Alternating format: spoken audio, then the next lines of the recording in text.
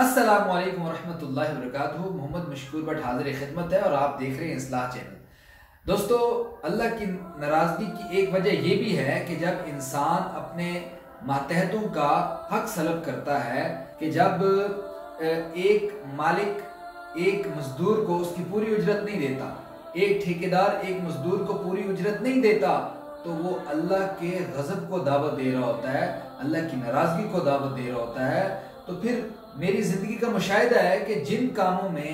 ایمانداری سے، دیانتداری سے کوشش کی جاتی ہے کہ حقدار کو اس کا حق دیا جائے، تو وہ ادارے، وہ کمپنیز، وہ جو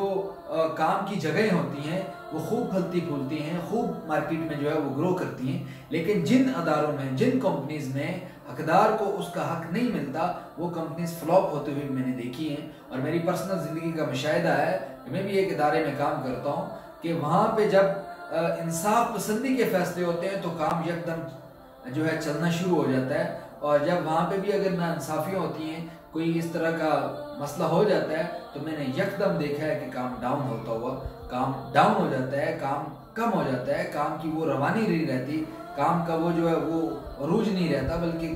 جو کام ہے وہ زوال کی طرف جاتا ہے۔ تو اس لیے میری ہماری ریکویسٹ ہے ان دوستوں سے کہ جتنے بھی آپ کے پاس اختیارات ہیں، جتنے بھی آپ کے پاس اختیارات ہیں، ایک ٹھیکیدار کو ایک مزدور کی اجرت، اور ایک مالک کو ایک ملازم کی اجرت، سی اوز کو ایک مینیجر کی اجرت جتنی بنتی ہے اس حساب سے اس کو لازمی دینے کی کوشش کریں، اور اپنے ماتحتوں کے ساتھ حسن سلوک کریں۔ آپ صلی اللہ علیہ وسلم نے جاتے ہوئے دو باتیں